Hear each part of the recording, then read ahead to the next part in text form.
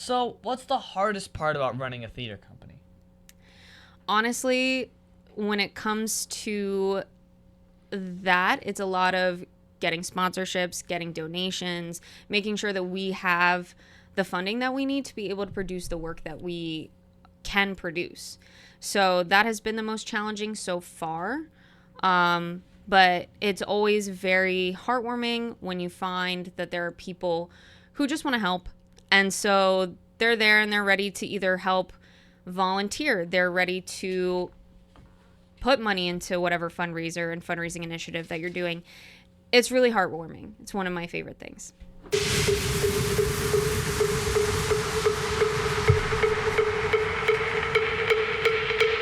Ladies and gentlemen, boys and girls, babies in their diapers, welcome to the Tiberius Show with your host, Tiberius Boy.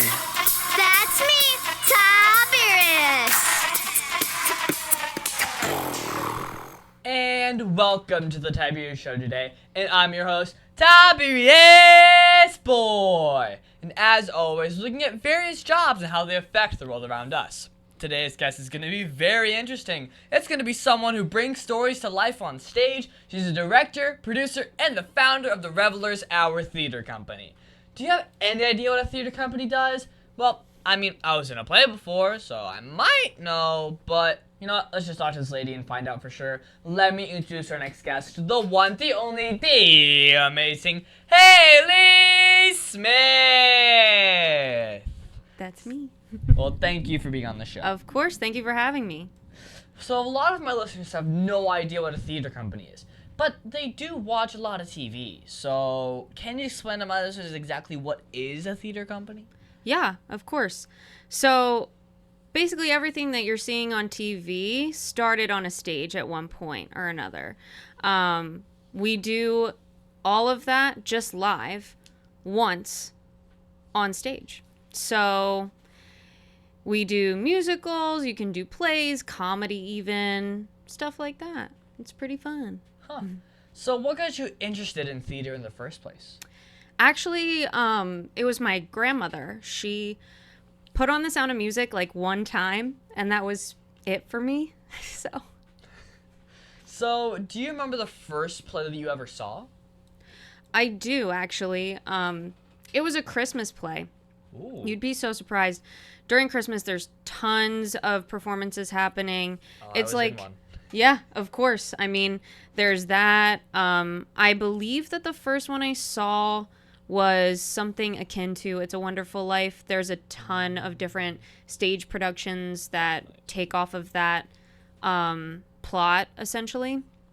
And I can't remember every single thing that happened because I was pretty young, but it was definitely a Christmas thing. During Christmas, that's like what we did. Yeah. So, have you always been performing, or do you also work backstage? Yeah, both actually. So I started performing. Obviously, like my first love was being on the stage. And then during college, sort of transitioned into learning about sound and lighting and all that kind of stuff. So I have a pretty big background when it comes to that. So What made you decide, yeah, this is gonna be my job? Well, I can't really do anything else, so that helped.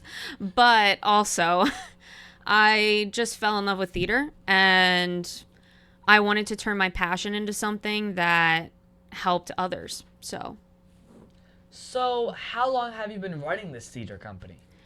we were founded in 2023. So it's now 2025, so it's been about 2 years. Huh. So, every time I hear about theater, it's always listed as a non-profit. Why is that? There's probably a lot of reasons, and obviously for different theaters, it means different things. They do it for different reasons.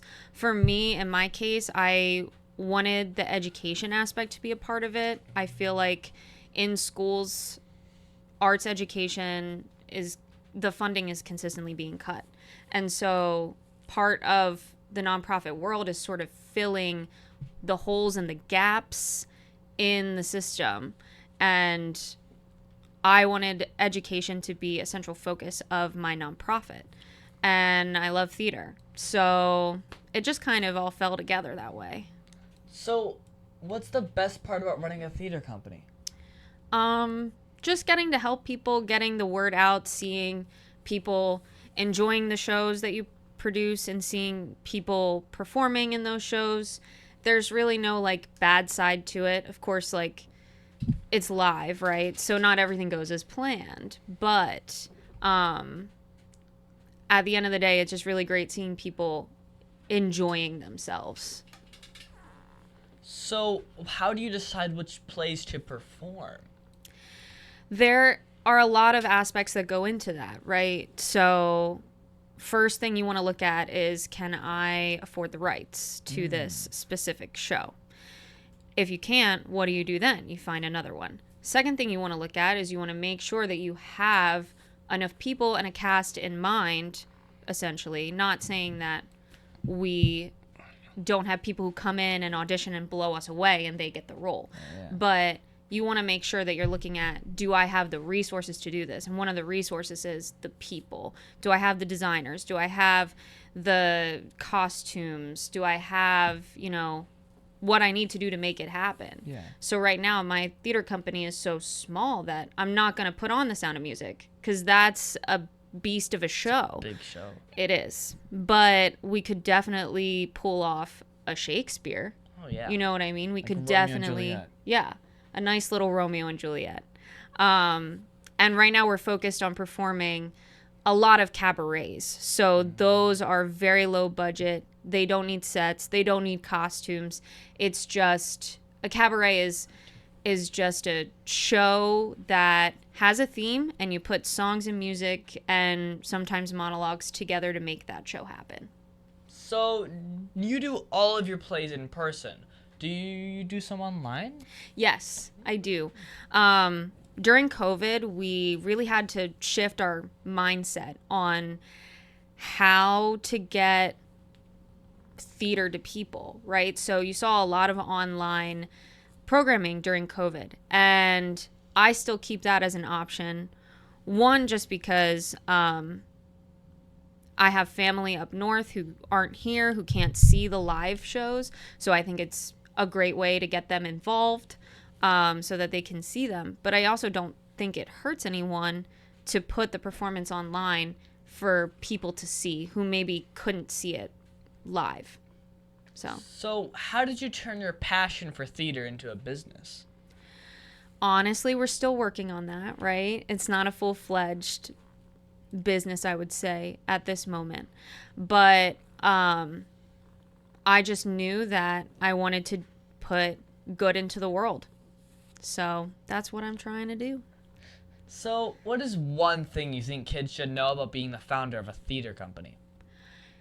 I mean, it's not as easy, right, as it seems, but it's very rewarding. Doing anything for nonprofits is very rewarding, and if you have the passion and the love for theater, then you can do anything you set your mind to in that context. Well, here seems like a good time to take a quick commercial break. Let's hear it from our sponsors. So you want to make an ad for your company, right? Yeah, Tiberius, you want to help me? Okay, so what's the name of the company? PPWND. PP what? Professional Pressure Washing and Detailing. So you like clean driveways? Yeah, like that. We pressure wash commercial buildings and semi-truck and trailers. So how would someone get a hold of you? They can visit my site at ppwnd.com or call me at 407-900-7793. So I just tell them to call you at 407-900-7793 or visit ppwnd.com? Yeah, Tiberius, you got it. Cut! That's a wrap!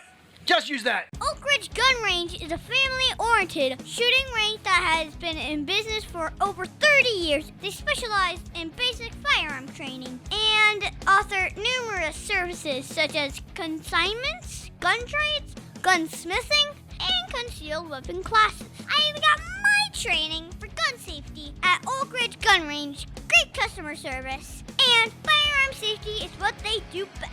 So find out more at oakridgegunrange.com.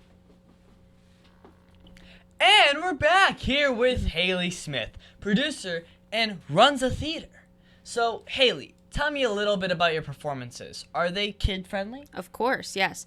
The performances that we're doing now, for the most part, are very, very kid-friendly, but I think most theater is kid-friendly, geared towards kids. Now, there's specifically shows, kids programming and kids shows that get the younger generation a little bit more involved, but I don't think any, 5-year-old is going to miss out if they're sitting there watching a Shakespeare. I think it's all very valuable. Well, do you have kids that are actors on stage? At this present moment, we have not cast any children yet, but we have had a lot audition for us, and it was just not the time for them to come and join us in that setting. But I hope to have just kids programming in the future. So That'd be nice. yeah. So, do you approach storytelling differently since you've created your own original works? Yeah, I do. When I was in college, I first wrote my first play because I was doing a directing course and we had to do an anti-realism piece. And so I wrote this very personal piece about my life, and I put an anti-realistic spin on it, and that was great. But I said, you know what, I need more. I need more structure. I want to know what to do. I want to know how to write something not anti-realistic. I want to know how to write a comedy, stuff like that. So then I ended up taking a playwriting course, and that gave me a little bit of structure. But at the end of the day, I think that every writer and director really have their own mind, and it works differently. So the point is, getting from A to B, the journey is essentially different for everybody, and what I do might not work for what you would do in that situation, Yeah. So, do you need a lot of education to be able to run a theater company? So I don't consider myself the most educated person in the world, right? I think that there's always room to grow, room to learn.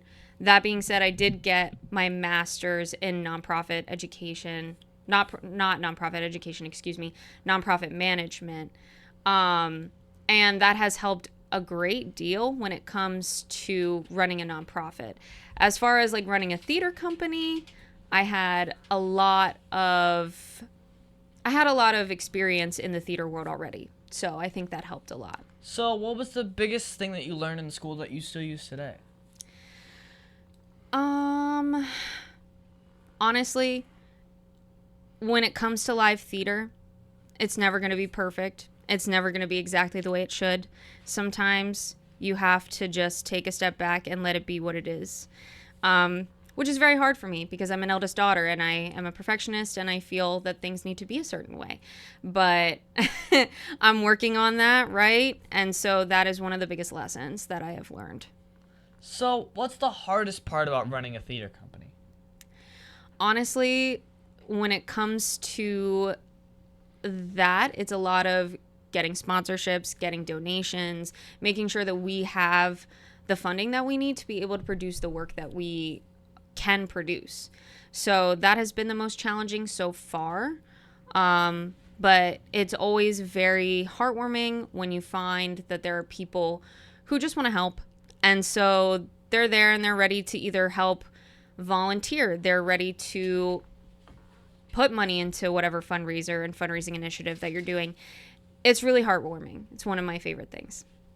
Now, we know stuff always goes wrong backstage, Yes. but what's the funniest thing that ever went wrong during a performance? So this is actually during one of my high school performances when I was in high school, not recently. We were studying Macbeth. It's a Shakespeare. It's a very taboo thing to say in a theater space because whenever you say it, things go wrong. There's a lot of lore when it comes to that. You'll have to look it up. It's very interesting. But that being said, we were studying Macbeth in school, and so somebody had said, like, oh, Macbeth, backstage, and we were like, why'd you do that? Something's gonna go wrong. And lo and behold, the fire alarm went off in the middle of our show, like the beginning of Act 2. And it actually worked out for the best because that was my senior year and I got to do my favorite number again. So it worked out, but it is something at the time you're not thinking of it as funny because you're like, well, crap, a fire alarm went off. The magic is ruined. But it wasn't. It was great. So you had to do your favorite number again. Yeah. That's always nice. Yeah. So, Haile, back when COVID happened, a lot changed in the performing world. What issues did you run into and how did you deal with them? Well, theaters were shut down. So a lot of what we were doing before we had to sort of get around. And that's when I think we had this boom of online theater and Zoom theater and, you know, a bunch of coalitions where people would just get together and read plays just so that they could stay up to date and stay practicing what their art was. And then I also started a podcast with my best friend, which we don't do anymore because of distance. But nice. Yes, but we were just finding things to do to keep us involved again. It was a very hard time for the theater community, but I think it brought us all together in a way that we couldn't have ever asked for, you know? So if someone wants to start their own theater company, what's the very first step they should take? Get a group of people together who are in it for the long haul and are ready to do it with you because you're going to need your pillars to fall back on, and you're going to need the help. So what's the most misunderstood part about your work? A lot of people just think it's like for fun and they see it as a hobby, right? I've been told by people, oh, well, you're trying to turn a hobby into a profession.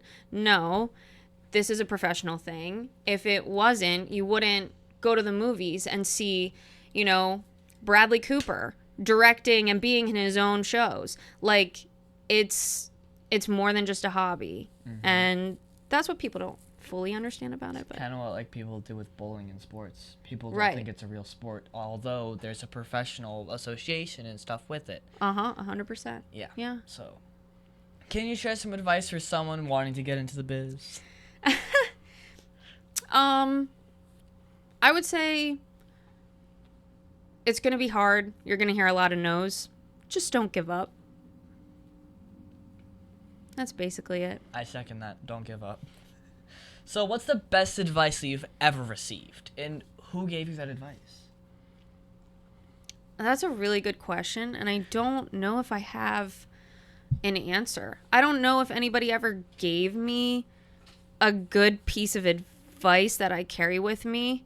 Because really, like, the don't give up thing was just chef's kiss, right? Mm-hmm.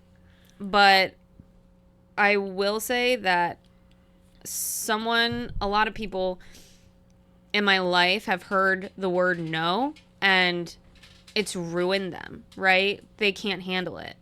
Whereas in this business, no is just one no is just closer to your next yes. So I think I have a really interesting perspective on the world when it comes to that. Like, I can take no with a grain of salt, and there are some people who hear no and they can't handle that, you know? Yeah. So what's the most fun thing that you can say on a kid's show that you've ever done while doing your work? I was in a kid's show called The Princess King, and I was playing a prince called Prince Whiner, and that was the most fun character ever that I've done in my life.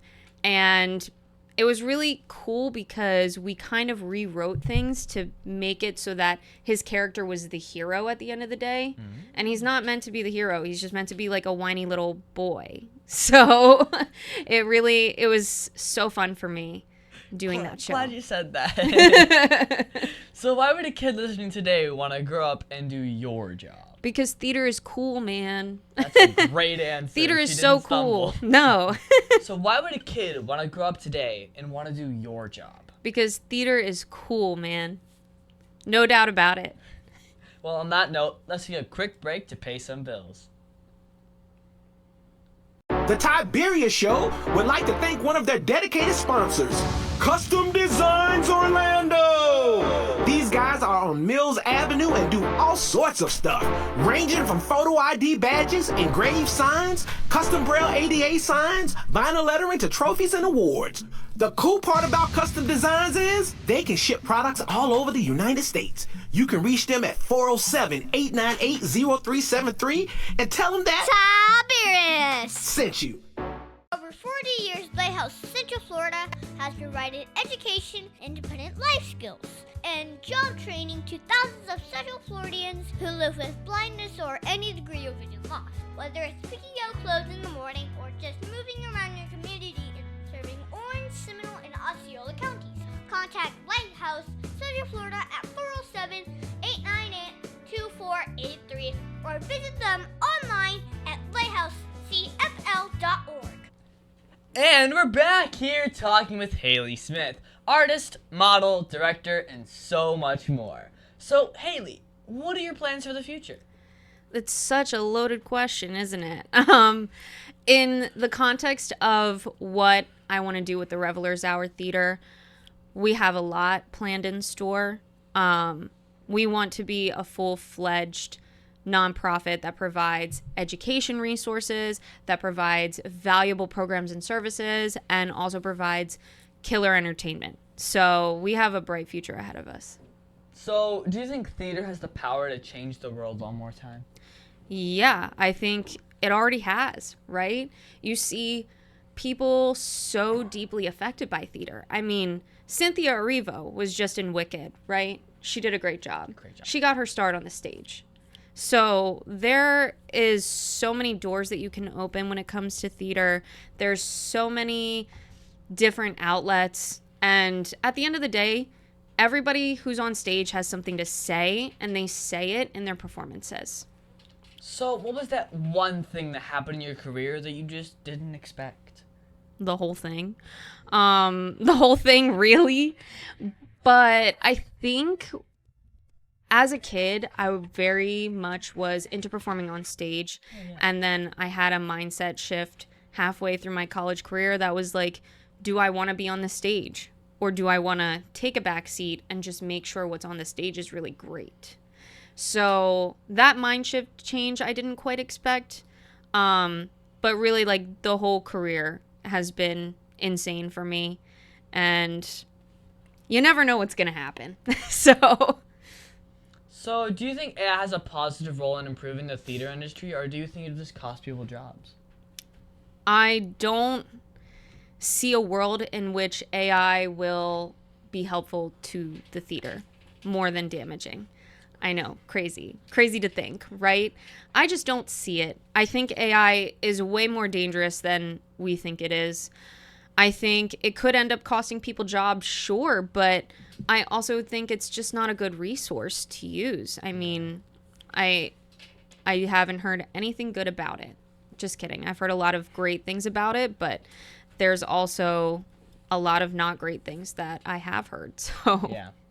So, if a kid watching right now wanted to get into running a theater, what's the first skill that they should develop?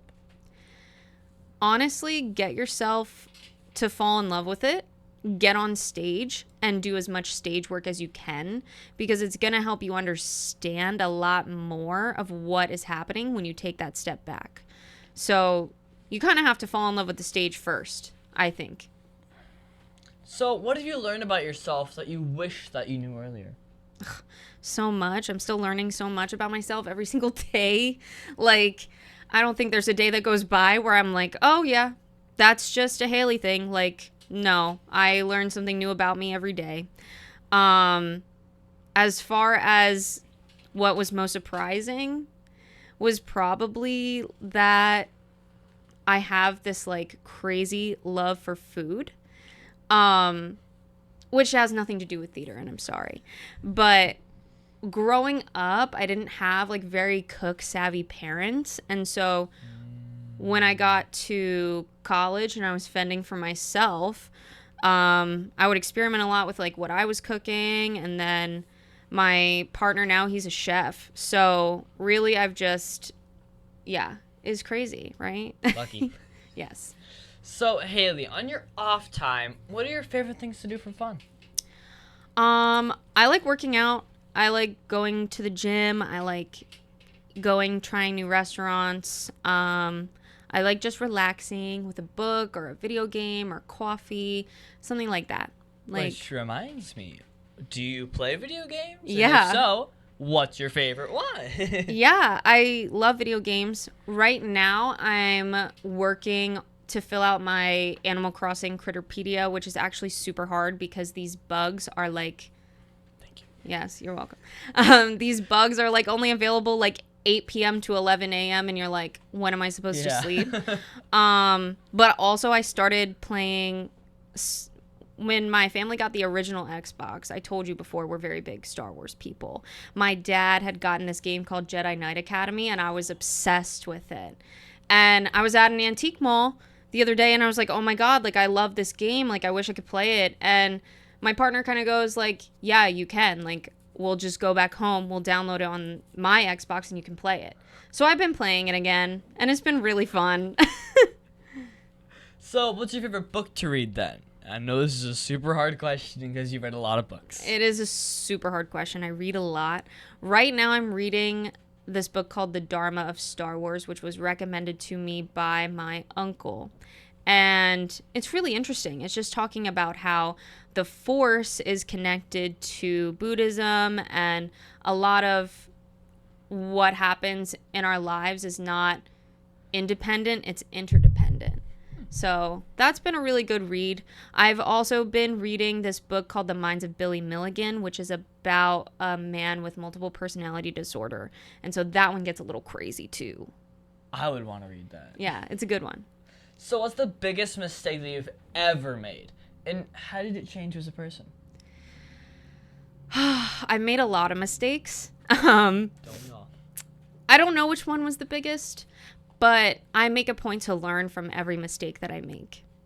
I make a point to sit down and say, what went wrong here? How can I fix it? So. Okay.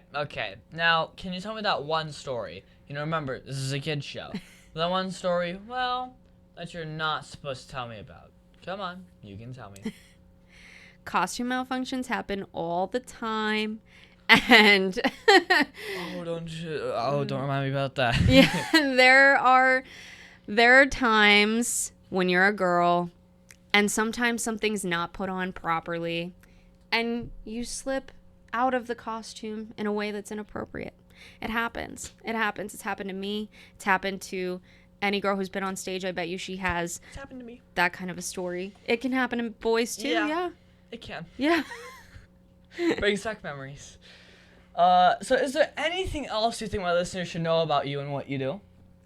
We're just a really cool theater company. We're very new. We're starting out. If you have any interest, obviously, give us a look on social media. We're the Revelers Hour on all of our social medias.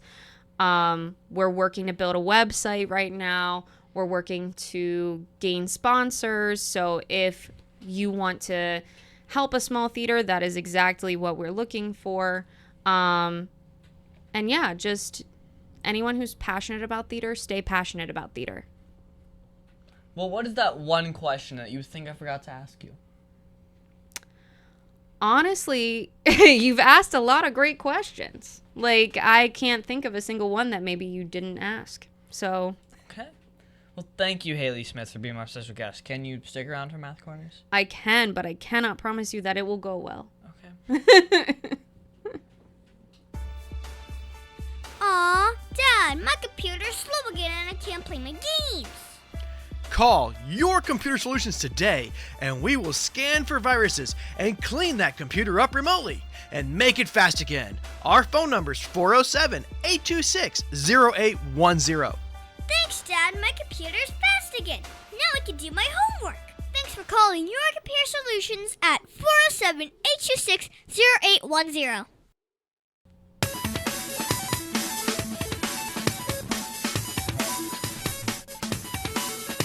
Tiberius' favorite subject, it's Math Corners! And now it's time for Math Corners. Thank you so much, Haile, for helping me with Math Corners. This week, we're doing more multi-step word problems. My dad is always good at finding new problems for me to solve, and today, we're going to be talking about putting on a show. So All I right. think you might be good at this one. Hopefully. So Sarah runs a theater company and is selling tickets for a brand new play. Each ticket costs $12 for students and $18 for adults. It costs $1,000 per day to put on the play. On opening night, 120 people came to see the show. If half of them are students and the rest are adults, how much profit did she make? Can I use my calculator for this? Yeah, go ahead. It's funny because when I was growing up, everyone said, "Oh, you won't have a calculator in your pocket at the store," and now I do. Okay, so how many? 120 divided by 2 is gonna be 60. So that's half were students. So how much are they paying for the students? $12. 12. So that's 720. Correct. And then you're gonna do 60 times 18, which is 1,080 plus the 720 is 1,800. So how much did she make in profit? she made 800 in profit. Boom! Go, Sarah. She even got it right. Go, Sarah. You know what? I'll super explain it because I can. So this is a real world problem because you do have to figure out the profit for each performance to see if you can keep on going because you never know how many you're going to get for the next one, right? 100%. So first you have to determine how many are students. Since half are students, it's easy to just take the 120 people, divide by 2, get 60 students as you did. And then that means that students paid 12 times 60, which is, $720. And then adults paid 18 times 60, which is way harder because then it's 4 digits, and it ends up to be 1,080, which you said. Mm-hmm. And now you add them together, and then you get 1,800 in ticket sales. Perfect. Now that's like every single word problem ever. It always has to be perfect, right? Yeah, does it? I don't know. Some of these word problems, they confuse me sometimes. So now you subtract the cost of the show, and then you get $800 in profit. And yeah, that did not even include the snack table yet. That's very true. Concessions is a big one. Concessions do get people. So Haley, do you have to figure out ticket prices ahead of time before you do a show? And how do you know what to charge? Ideally, you figure out that price before you put on this show, right? So there were a couple things that I spoke about earlier that kind of go into that, like how much the rights cost, how much, I guess, how many actors do you have? You have to pay those actors, right? So how much you have to charge? How many seats do you have? You have to charge based off of all of these factors. And also, what is the level of performance that you're putting on? Are you putting on The Sound of Music, or are you doing a cabaret? Because those ticket prices could be completely different. So, well, thank you so much, Haley, for your help with Math Corners. of course, I'm glad that I was able to.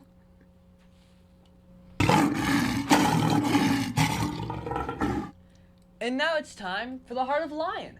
As you know, we talk about the qualities of living by the heart of a lion, which stands for leadership, integrity, obedience, and nobility. This week, we're going to talk about nobility. For me, I think nobility is remembering we are God's special possessions and acting in a noble way, showing courage and honor. The qualities of nobility are goodness, virtue, honor, generosity, and selflessness. So I actually started school recently, and we got an email from the guidance counselor saying that they were trying their hardest to get everyone's schedule changes done before next week, and they did it all. Everyone who was unsatisfied with their schedule became satisfied with their schedules, and we gave them all congratulations. Nice. This made starting school way easier and made the teachers really happy. So they were being noble and, being really helpful over the weekend, and we were very grateful for what they did. Nice. Thank you, Miss Perry and Miss Stendhal. So, Haley, do you have an example of nobility that you saw this week? Maybe not this week, but over this past year, I've seen a lot of my close friends go through really big life changes. Like, I'm at the age now where my friends are having kids and getting married, which is crazy to me, but great for them. They love that. And I think it's a very noble endeavor to invite someone into your life in such a profound way like that. So that's definitely very noble to me. And speaking specifically this week, my partner is getting new hearing aids, which is a very big deal for him. He's adjusting to that change, and I think just in general, adjusting to a change like that is a very noble thing. Yeah. So, Haley, of all of the Heart of Lion virtues, which is the one that you see the most? Like in the real world? Oof. I'd say in my life, leadership, but that's because I'm in a lot of leadership positions. And so I see that the most, and I look for that the most. But I think I need to open my heart and figure out integrity, obedience, and nobility as well. We should always try to be lion strong in everything we do, shouldn't we? Yes, we should. And that's our show, folks. I want to thank the one, the only, the amazing Haile Smith for being on my show. It has been so much fun talking to you today. I think we learned a lot about your work as a founder of the Revelers Theater Company and so much more. Thank you so much for having me. It was great being on the show. Anyone who's interested in our theater company, we are the Revelers Hour on all social media. We have TikTok, we have Facebook, we have Instagram, and we're working on building a really great website now. So keep us in mind. Also, you can find me on Facebook and Instagram at The Tiberius Show, and I would like to thank WWPR 1490 AM, KNC98, Soul Radio 24/7, EasyWay TV, and all the other stations that air my show. And please visit The Tiberius Show on YouTube and hit that subscribe button. Oh, you know what that means, right, Haley? Are you subscribed yet? Admittedly, I'm not subscribed yet, but I followed your Instagram and your Facebook, and I did not receive a follow back, so I was a little bit hurt about that. So maybe we can I'll subscribe to your YouTube, and then you follow the Revelers Hour back.